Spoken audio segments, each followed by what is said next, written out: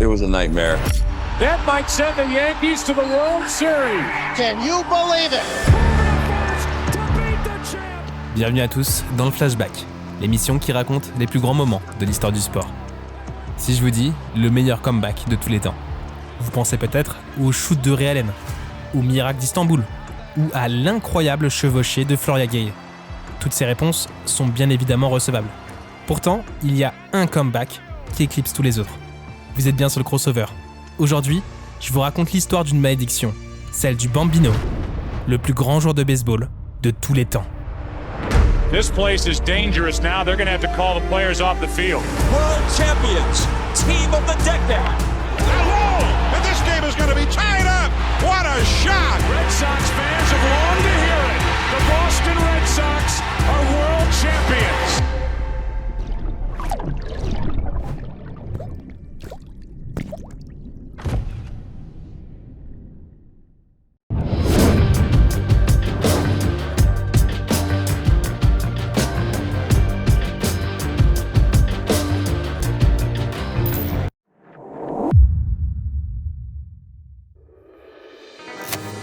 17 octobre 2004. Nous sommes dans le Game 4 des finales de la Ligue américaine.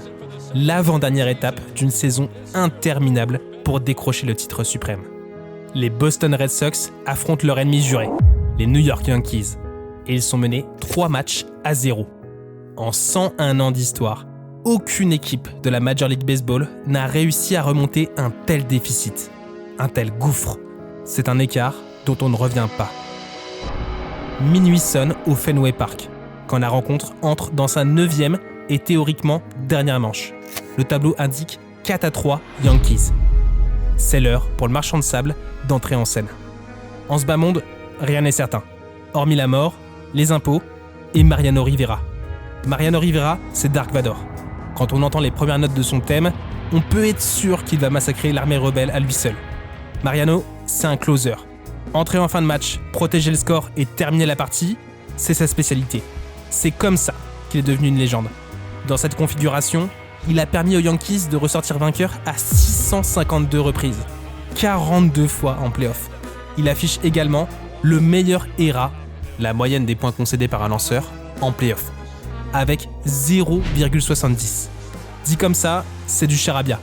Mais quand on sait que Rivera ne lançait qu'une à 2 manches par rencontre, ça veut dire qu'il ne concédait en moyenne qu'un seul point tous les 9 matchs. C'est pas juste fort, c'est inhumain. Les Red Sox doivent donc réaliser l'impossible contre leur bête noire et accessoirement la franchise la plus victorieuse du sport américain, et ils doivent le faire maintenant, alors que face à eux se dresse le meilleur closer de tous les temps. Au cinéma, c'est ce qu'on appelle une impasse dramatique. Le protagoniste est au bord du désastre et toutes les solutions connues ont déjà été épuisées. C'est Luke Skywalker, suspendu au-dessus du vide intergalactique, une main en moins et bouleversé après la découverte de la véritable identité de Vador. Sauf que là, on n'est pas dans un film.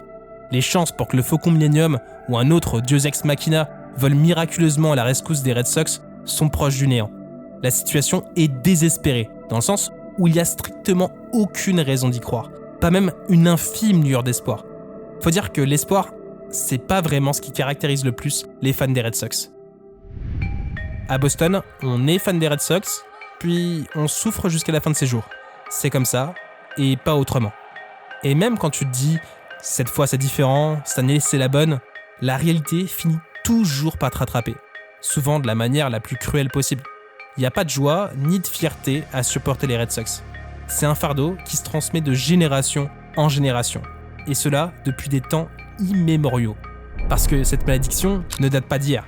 La preuve, ce 17 octobre 2004, l'homme que tout Boston redoute, c'est pas Mariano Rivera, ni même Alex Rodriguez ou une autre star des Yankees. À vrai dire, cet homme n'est même pas dans le stade, pour la bonne et simple raison qu'il est mort et enterré depuis plus d'un demi-siècle. Mais pourtant, il est bien là, dans tous les esprits, sur toutes les lèvres, il est partout. Sur le marbre, en tribune, chez le vendeur de hot dog, son ombre plane au-dessus du Fenway Park et ça fait 86 ans que ça dure. Cet homme est à l'origine d'une malédiction qui porte son nom, The Curse of the Bambino.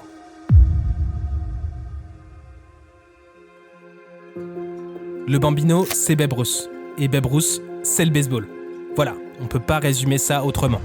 c'est le plus grand héros du sport américain du début du XXe siècle, à une époque où le baseball était encore le national pastime. Culturellement parlant, c'est de loin le joueur le plus influent. Côté terrain, la majorité des experts s'accordent sur le fait que c'est lui le GOAT. Même 100 ans plus tard, 53 de ses 194 records tiennent toujours. C'est un champion, la trempe d'un Michael Jordan, d'un Wayne Gretzky ou d'un Tom Brady. Et comme Jordan a eu ses Bulls, Gretzky ses Oilers et Brady ses Patriots, le Bambino a lui aussi eu sa franchise, celle avec laquelle il a dominé son sport. Cette équipe, c'est les Red Sox, ou du moins, ça aurait dû l'être. Entre 1903 et 1918, les défenses et les lanceurs dominent. Les home runs sont rares, c'est la dead ball era. Une équipe se distingue alors, les Red Sox, qui remportent 5 World Series, dont 3 grâce à leur lanceur vedette, un certain Babe Ruth. Une success story incroyable, la première grande dynastie du sport américain. Sauf que tout bascule le 26 décembre 1919, une date funeste. Le pire Noël qu'ait connu la Nouvelle-Angleterre. Ce jour-là, Harry Frazee, le propriétaire des Sox, trahit une ville, un peuple, et envoie le Bambino aux New York Yankees. Un crime contre le sport. Selon la légende, Frazee aurait vendu sa star pour financer une comédie musicale, Nono Nanette, un spectacle qui a connu un succès tout à fait honorable à Broadway, mais rien de comparable à l'immense carrière du Bambino. En réalité, Frazee est endetté jusqu'au cou. Babe Ruth, qui a déjà renégocié son salaire à la hausse l'année précédente, se montre de plus en plus gourmand.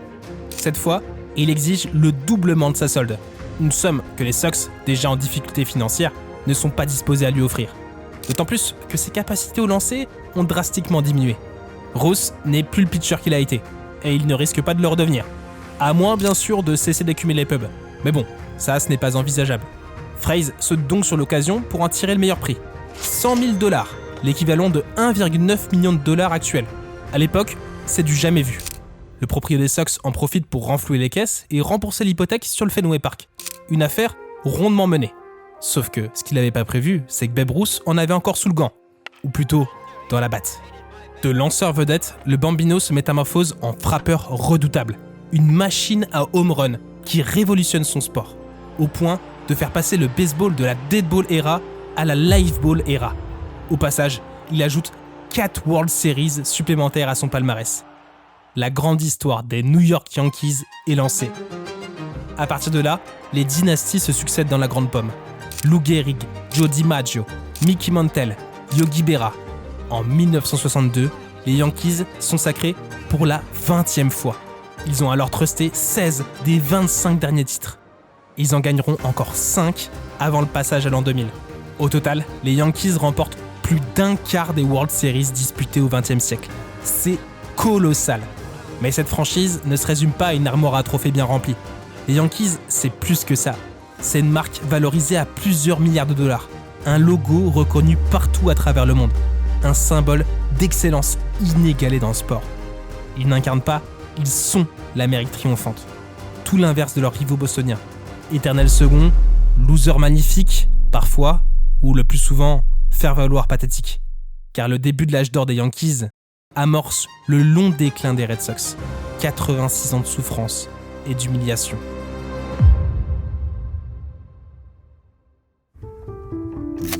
En 1946, les Red Sox participent aux World Series pour la première fois depuis le transfert du Bambino 27 ans plus tôt. Opposés aux St. Louis Cardinals, les Sox partent favoris, mais la série s'éternise. Lors de la 8e manche de l'ultime rencontre, alors que le score est à 3 partout, Enos Slaughter profite d'un léger moment d'hésitation dans la défense bostonienne. Son coéquipier vient frapper une double dans le champ extérieur. Normalement, sur ce genre d'action, le coureur positionné sur la première base s'arrête à la 3e. C'est une règle tacite, parce qu'aller plus loin serait trop risqué. Mais la vie est faite de transgressions. Slaughter fonce comme un dératé. Le public retient son souffle. La balle arrive, un battement de cils trop tard. Saint-Louis mène 4-3. Boston ne reviendra pas. Cette action connue sous le nom du Mad Dash amorce la première d'une improbable série de défaites en Game 7 des World Series. 1967, on prend les mêmes et on recommence. Enos Slaughter n'est plus là, mais les Cardinals repartent quand même avec la victoire. 1975, des Sox miraculés lors du Game 6 défient les Reds de Cincinnati. Boston prend rapidement de l'avance, 3-0, et puis plus rien. Ils perdront la rencontre d'un petit point. Et enfin, 1986, la plus douloureuse. Dans le Game 6, les Sox touchent la victoire finale du bout des doigts. Pour ça, ils n'ont qu'à éliminer qu'un seul joueur. Mais une énorme boulette de Bill Buckner entraîne un terrible effet papillon, au bout duquel les Mets soulèveront le trophée. Et là, je vous ai uniquement raconté ce qui concerne les World Series. Parce que des chocs monumentaux et des défaites rocambolesques, il y en a des dizaines dans l'histoire des Red Sox. La plus célèbre d'entre elles remonte à 1978. Cette année-là, les Red Sox dominent tout le début de la saison régulière. En juillet, ils comptent même 14 matchs d'avance sur leurs rivaux du Bronx. Mais du jour au lendemain, tout s'effondre. Boston concède plusieurs défaites de rang à domicile, une série connue sous le nom du Boston Massacre, et les Yankees recollent au classement. À la fin des 162 matchs, les deux équipes sont à égalité parfaite. Pour les départager, la MLB organise une rencontre supplémentaire. Les Sox sont bien partis pour l'emporter, quand Bucky Dent propulse la balle par-dessus le Green Monster, le gigantesque mur vert du Fenway Park. Sur leur lancée, les Yankees remportent les World Series. Évidemment, ça ne pouvait arriver qu'aux Red Sox. Le pire dans cette histoire, c'est qu'avant cette action, Bucky Dent n'avait tapé que 4 home runs dans la saison. Avant, personne ne le connaissait, mais après ça, Boston n'est pas prêt d'oublier le nom de Bucky fucking Dent. À force d'assister à des événements à la limite du surnaturel, les fans des Sox ont fini par se rendre à l'évidence. Babe Ruth leur a jeté un sort. And that's what's happened year after year, it seems. This team is cursed. It's something supernatural, I think. I have no idea, but it's got to be supernatural what happens every year. On ne sait pas quand exactement la légende a commencé à se propager. Mais la Curse of the Bambino est officiellement baptisée en 1990 par le journaliste du Boston Globe, Dan Shaughnessy. Évidemment, les fans des Sox n'ont pas attendu les 90s pour tenter de conjurer le sort. C'est bien connu. On ne brise pas une malédiction en jouant au baseball. Non, bien sûr. Il faut faire preuve d'un peu plus d'imagination. Comme par exemple en montant au sommet de l'Everest pour y placer une casquette des Red Sox tout en brûlant celle des Yankees. Ou encore en fouillant un étang de long en large à la recherche d'un piano ayant prétendument appartenu au Bambino. Plus classique, le recours indispensable ou désespéré à une sorcière puis à un faux exorciste. Vraie sorcière, faux exorciste ou vrai faux charlatan, dans tous les cas, ça n'a pas fonctionné. Il y a même un ancien joueur des Sox qui s'est proposé d'aller lui-même exhumer la dépouille de Babe Ruth pour la transférer au Fenway Park et organiser une immense cérémonie d'excuses. Ouais, quand on en est réduit à projeter de déterrer un Maccabée pour qu'une équipe de baseball renoue avec la victoire, c'est vraiment qu'on a touché le fond. Mais ça serait tellement plus simple si les Red Sox n'étaient qu'une équipe de baseball. Mais c'est pas le cas. Même quand les Celtics régnaient sur la NBA et que les Bruins tentaient de détrôner les Canadiens, les habitants de Boston n'avaient Dieu que pour les Red Sox. C'est leur équipe. Aller au Fenway Park, c'est une expérience mystique. C'est comme si on était replongé dans l'Amérique des années folles. Chaque siège, chaque colonne, chaque mur a une histoire à raconter. Il porte les stigmates, les joies et les rêves de plusieurs générations. Faut dire que le stade n'a pas bougé depuis 1912. Les hot dogs également. Je parle d'expérience. Supporter les Red Sox, c'est souffrir, mais pas par pur masochisme. Quoique, parfois, c'est à se poser la question. C'est souffrir en s'inscrivant dans une longue tradition, en défendant certaines valeurs, de fidélité, de travail acharné, de résilience surtout. Et c'est là que la rivalité avec les Yankees prend tout son sens. Même si dans le fond, il n'y a jamais vraiment besoin d'un prétexte pour haïr l'équipe d'en face. Et dans ce cas précis, ce sont deux visions du même pays qui s'opposent. D'un côté, Boston, l'Athènes de l'Amérique. Une cité de briques, à taille humaine, où on prend son temps. Une ville de col bleu, mais qui héberge tout de même intellectuels et chercheurs des plus grandes universités au monde. De l'autre, la grosse pomme, la ville qui ne dort jamais, et ses buildings arrogants. La capitale mondiale de la finance et de plein d'autres trucs. La ville où tout va vite, trop vite, et où seul le business compte. Historiquement, Boston a dominé avant que sa rivale ne la dépasse, certainement pour toujours. Ce sentiment de déclassement, c'est exactement ce que ressentent les fans des Red Sox vis-à-vis des Yankees. Même s'ils ne l'avoueront jamais, ils savent bien qu'ils ne les rattraperont pas. Mais ils continuent de se battre, parce qu'il suffirait d'une seule victoire pour prouver qu'ils n'ont pas traversé toutes ces épreuves en vain. Battre les Yankees, c'est briser la malédiction. C'est laver près d'un siècle d'humiliation. C'est redevenir Boston, au moins le temps d'un soir. Et en 2003, après 85 ans d'attente, les Red Sox ont enfin l'occasion de changer la donne.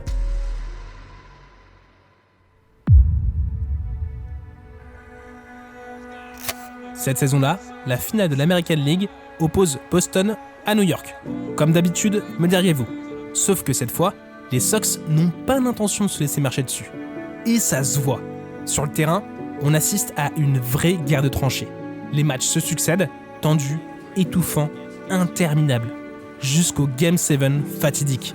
Win or go home. Boston prend rapidement un avantage confortable, 5-2, le plus dur est déjà fait. Maintenant, il ne reste plus qu'à temporiser. Plus facile à dire qu'à faire, surtout dans l'enfer du Yankee Stadium. Mais Pedro Martinez est dans un grand soir. Il est même héroïque. Le lanceur vedette des Red Sox enchaîne les strikeouts. Le temps passe, ses lancers perdent en vitesse, se font de moins en moins précis, mais Martinez résiste. Arrivé dans la 8e et avant-dernière manche, le Dominicain a fait le job. Les Yankees sont toujours à distance, c'est le moment de le relever. Sauf que le manager des Sox, Grady Little, en décide autrement. Alors Martinez reste sur le monticule, exténué après plus d'une centaine de lancers. Vous connaissez la suite. Les Yankees accrochent la prolongation, durant laquelle Aaron Boone se la joue Bucky Dent. Boone hits it to deep left. That might send the Yankees to the World Series. Boone, a hero in Game 7. La malédiction du Bambino a encore frappé. Malgré cette terrible désillusion, les Sox ne se laissent pas abattre.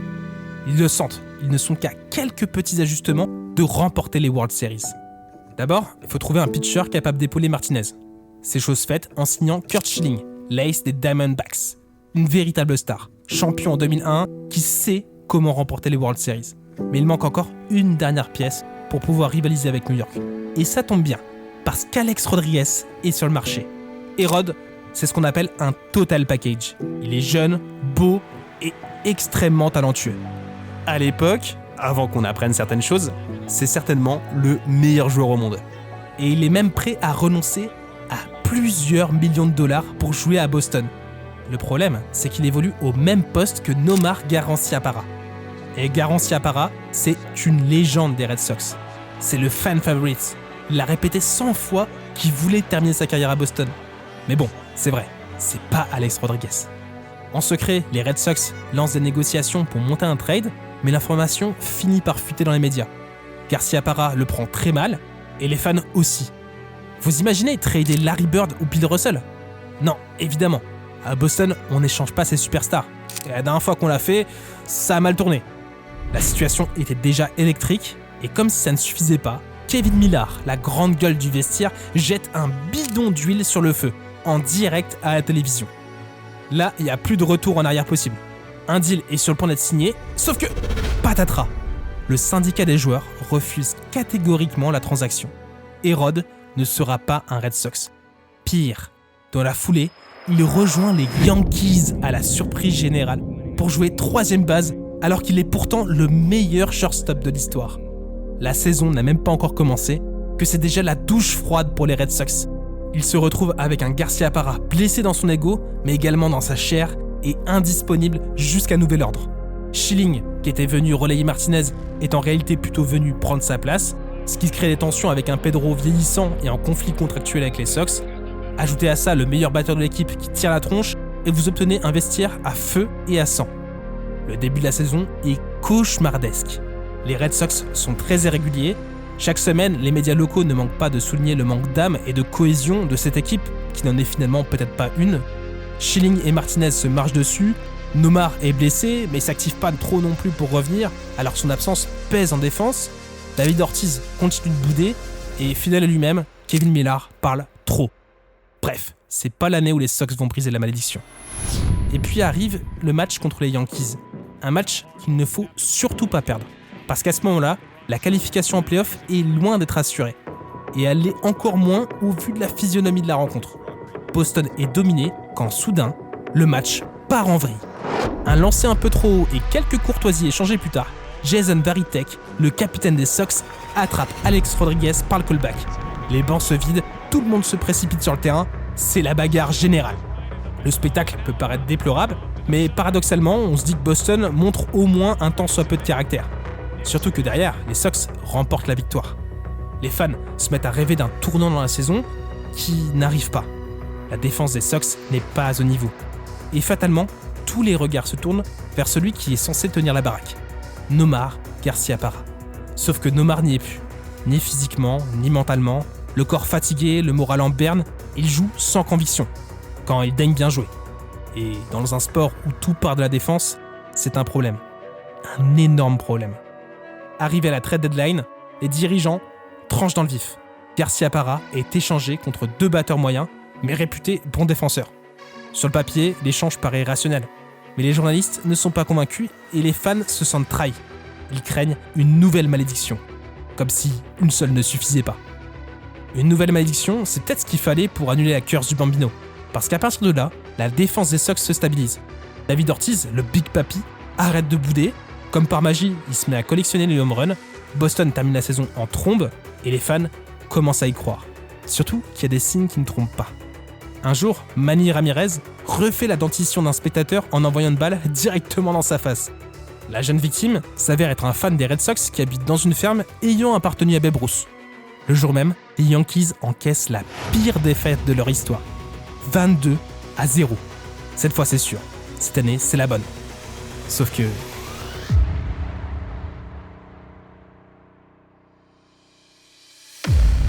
Tout cela nous ramène au 17 octobre 2004, Game 4 des LSCS.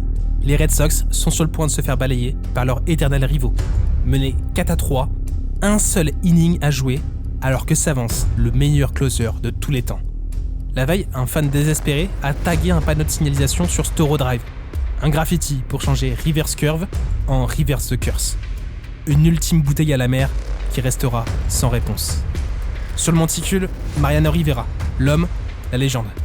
Dans la boîte, Kevin Millar, pas le plus grand talent du lot, mais un cœur aussi gros que sa grande bouche. Un duel déséquilibré qui, contre toute attente, tourne à l'avantage des Red Sox. Millar s'arrache, il résiste, 4e balle. C'est le premier walk concédé par Rivera en play-off depuis plus de 4 ans. Miracle ou simple sursis, parce que les Red Sox ne sont toujours pas tirés d'affaire. Pour égaliser, il y a encore 3 bases à atteindre, et Rivera n'est pas disposé à en offrir une supplémentaire. Il va falloir en voler, au moins une. C'est la consigne donnée à Dave Roberts, entré en tant que coureur suppléant. Mais voler une base, c'est très risqué, et le Sandman n'est pas un oiseau de 3 semaines. Il feinte 1 fois, 2 fois, 3 fois. Roberts manque de se faire avoir. Le Fenway Park retient son souffle. Prêt, partez. Roberts is going. Posada's throw. Roberts safe. Ça s'est joué à un cheveu, mais Roberts est safe. Plus que 2 bases à atteindre, et elles vont être impossibles à voler. Pas le choix, il faut frapper. Quelques secondes plus tard, Bill Mueller envoie une bombe au centre. Roberts file au marbre et le Fenway explose.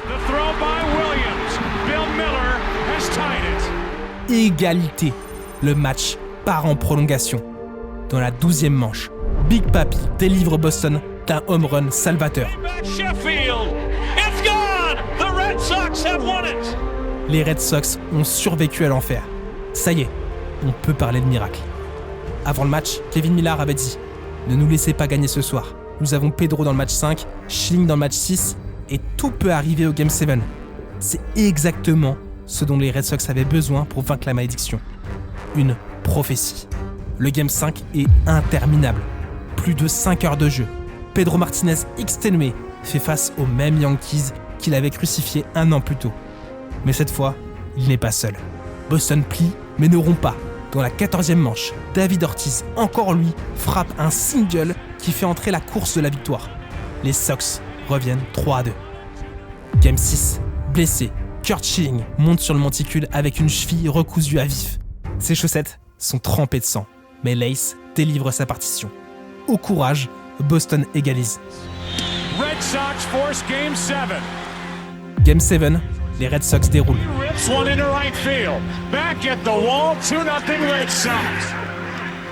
Damon hits it in the air to right field. Sheffield back in the corner. At the wall, a grand slam. There's another one into right field. Johnny Damon is going off. It's an 8-1 Red Sox lead. It's midnight here at Yankee Stadium. The Red Sox are 1 out away. Here it is, ground ball to second. Reese, the Boston Red Sox have won the pennant. La prophétie s'est réalisée. Boston a accompli l'impossible. Dans la foulée, les Sox s'adjugent les World Series. Boston exulte, le panneau de Storrow Drive peut être remplacé, car après une éternité d'attente et d'espoir déçu, 86 longues années de souffrance, la malédiction du Bambino est enfin levée. Red Sox fans have longed to hear it. The Boston Red Sox are world champions.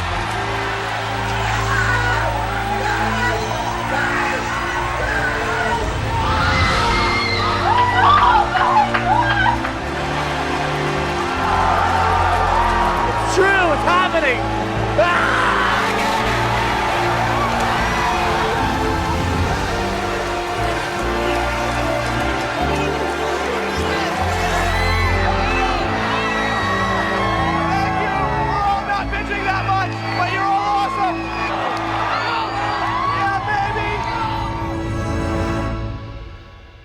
Dans les années qui suivent, les Red Sox remportent 3 World Series supplémentaires. La malédiction, elle appartient désormais au passé. Mais a-t-elle vraiment existé ? La vérité, c'est que la curse n'avait de pouvoir que parce que les Bostoniens y croyaient dur comme fer. Parce que des générations entières de fans ont imaginé le pire, sans jamais espérer qu'un autre dénouement soit possible. Tout a changé le jour où Boston a osé y croire. Le jour où des hommes un peu fous ont décidé qu'aucune statistique, aucune légende, aucun fantôme ne pouvait dicter leur destin. C'est à partir de ce moment précis que tout est redevenu possible. Les miracles existent et c'est à nous de les provoquer. Si vous ne me croyez pas, demandez aux Boston Red Sox.